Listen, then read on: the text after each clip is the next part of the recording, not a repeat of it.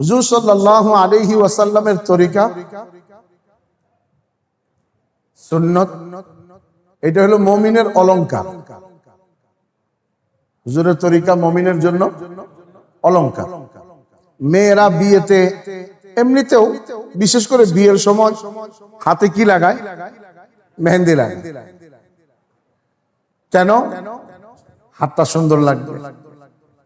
তো মেহেন্দি লাগানোর পর আবার হাতে কি লাগায়? আংটিও পরে আঙ্গুলের মধ্যে। তো আংটি কেন পরছে?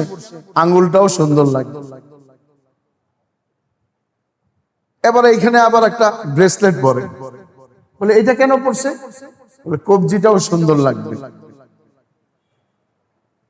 বলে এরপরে তো জামার মধ্যে কারুকাজ থাকে, এই জন্য আর এত বেশি অলংকার রেওয়াজ নাই। কিন্তু কোন কোন দেশে এই রেওয়াজ আছে, এই পর্যন্ত চুরি পরার রেওয়াজ আছে। হিন্দুস্তানের রাজস্থান, যেটাকে বলে রাজস্থান আমরা বলি, উর্দুতে বলে রাজস্থান, এটার রাজধানী হলো, মানে প্রাদেশিক রাজধানী হলো জয়পুর। এই এলাকার চুরির রেওয়াজ অনেক, এমনকি পায়ে চুরি পড়ে। এই চুরি পরে কি জন্য? হাতটা সুন্দর লাগবে। গলায় লকেট পরে, হার পরে, ছোট হার, বড় হার, সীতাহার, মাথায় টিকলি, তাজ, টায়রা, নথ, কানের দুল, ঝুমকা, পায়ের মধ্যে মেহেদি, আলতা। কেন? বলে এই জন্য যে বরের কাছে যেই অঙ্গটা অলংকার লাগায়, বরের কাছে যাতে তার গোটা মানুষ, বিশেষ করে অঙ্গগুলি কি হয়ে যায়? সৌন্দর্য মণ্ডিত হয়, প্রিয় হয়ে যায়। যে মুমিন তার জীবনের যেই অংশটা রাসূল করিম সাল্লাল্লাহু আলাইহি ওয়াসাল্লামের তরিকা দিয়ে সাজাবে, আল্লাহর কাছে সে ওই কন্যা বা ওই কনে, বিবাহের পাত্রী অলংকার দ্বারা সজ্জিত হয়ে স্বামীর কাছে যত মহব্বতের হয়, তার চেয়ে 1000 গুণ বেশি ওই মানুষটা আল্লাহর কাছে প্রিয় হয়, যে নাকি সুন্নতের অলংকারে অলংকৃত। সুন্নতের অলংকারে অলংকৃত। এই জন্য সাহাবায়ে কেরাম রাদিয়াল্লাহু তাআলা আনহুম আজমাইন এই সুন্নতের খুব পাবন্দি করতেন। পাবন্দি নয়, তারা হলো মানে হলো সুন্নতে ডুবন্ত ছিলেন, এর বাইরে চিন্তা করতে পারতেন না।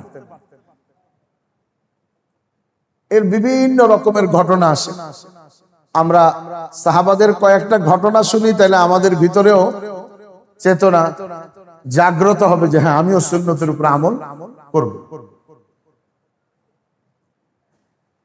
না পারলে অন্তত পক্ষে ফরজ তো ছাড়বো না, তাই না? তার কারণ এক বুজুর্গ বলেন, শেখ আব্দুল আজিজ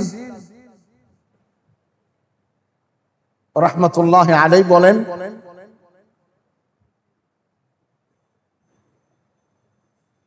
অথবা ফাথুল কাদিরের মধ্যে আছে যে মান তাহাওয়ানা বিসুন্নাহ, যে নাকি সুন্নতকে কি করে? অবহেলা করে।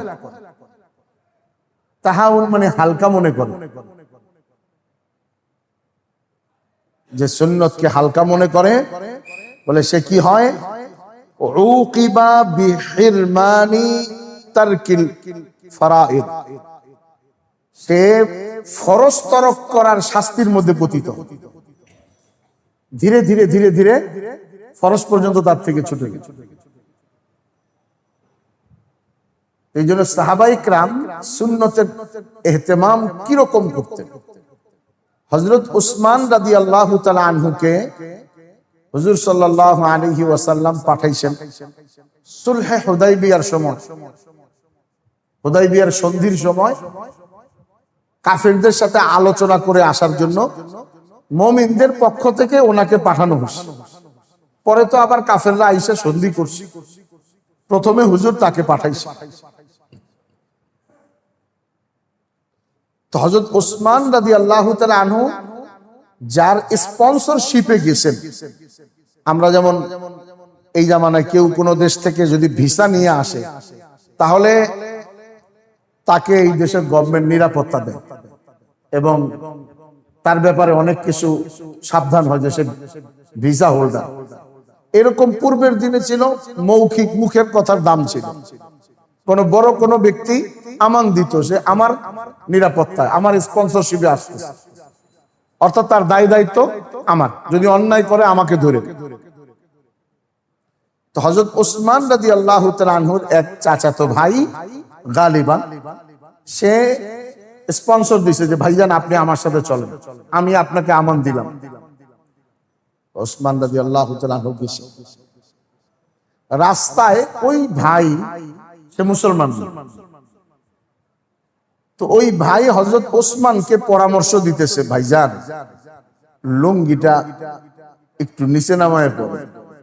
ওসমানের লুঙ্গি এই যে হাঁটু আর টাকনু মাঝখানে যে বড় হাড্ডিটা বা জায়গাটা, এইটাকে উর্দুতে পিন্ডলি বলে, আমরা থোড়া বলি, আর আরবিতে সাক বলে, সাক। তো এইটার মাঝামাঝি হলো নিসফে সাক, আমরা যেন বলি না নিসফে সাক পাঞ্জাবি। হযরত ওসমানের লুঙ্গিটা ছিল নিসফে সাক, এই হাড্ডির মাঝামাঝি বরাবর উপরে। তো চাচতো ভাই বলতেছে, ভাইজান লুঙ্গিটা একটু নিচে নামা, কারণ এরা কাপড় উপরে পড়লে তুচ্ছ তাচ্ছিল্যের দৃষ্টিতে দেখে, হেকারতের দৃষ্টিতে দেখে, তা কাপড়টা একটু নামাইলে দাম বাড়বে। হযরত ওসমান রাদিয়াল্লাহু তাআলা আনহু বলেন নাই যে কি করি, এটা তো সুন্নত না, এরকম না। সুন্নতের আজমত, ইহতিরাম তার অন্তরে কিরকম ছিল, হযরত ওসমান এক নম্বরে চিন্তা করলেন, বেটা আমারে লুঙ্গি নামাইবার দুঃসাহস পাইল কই, আমার যে এই কথা বললো যে লুঙ্গি নামায় পড়েন, সাহসটা পাইল কই। চিন্তা করে দেখছেন, ও সাহসের কারণ হলো সে তো আমার স্পন্সরশিপ দিছে, তো সে মনে করছে আমি নিরাপত্তা দিয়ে আনছি, তাহলে আমি তো দু চারটা নসিহত করতে পারি, উপকার করছি।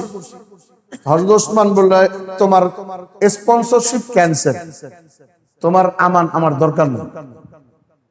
আর শোনো, হুজুর সাল্লাল্লাহু আলাইহি ওয়াসাল্লাম এইখানে লুঙ্গি পরতেন, আমিও এইখানেই পরি।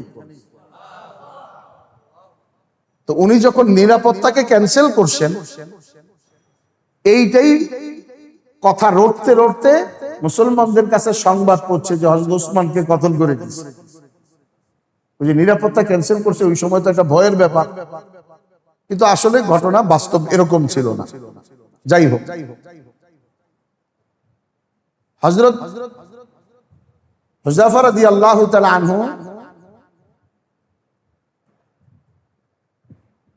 পারস্য সম্রাটের কাছে বা সেনাপতির কাছে গেছে, ফারিস এলাকায়।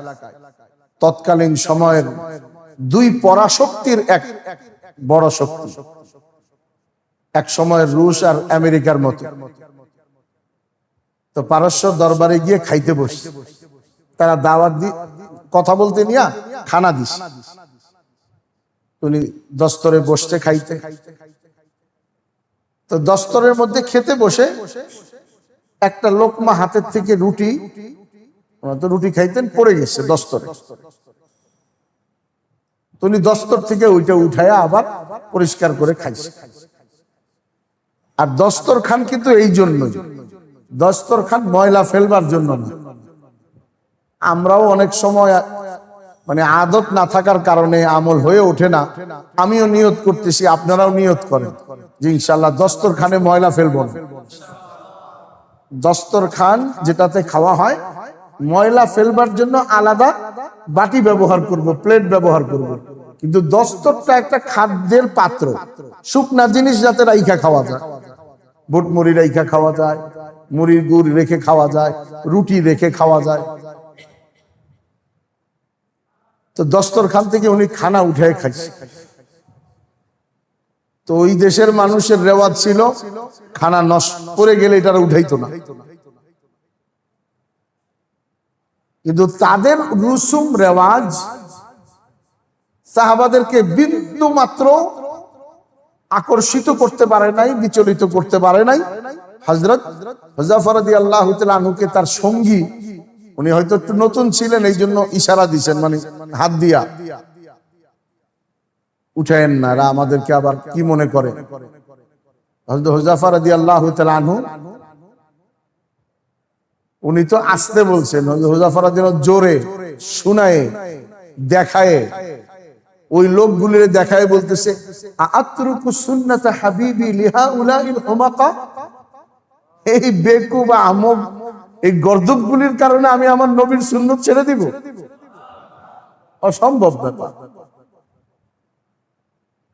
তো ওই জামানাতে যাদের সামনে খানা উঠাইছে, আমার মনে হয় ও মুসলমান না হইলো দস্তরের থেকে খানা পড়লে ছাইরা দিতে ভয় পাবে জীবনে, ও মনে হয় লুকে লুকে এদিক ওদিক তাকাইয়া উঠাইয়া খাইবে। হযরত হুযায়ফার কথায় এরকম আসর ছিল যে বেঈমান ঈমান গ্রহণ না করলেও দস্তরখানে বসলে হুযায়ফার কথা মনে পড়ে। বলো কি তুমি?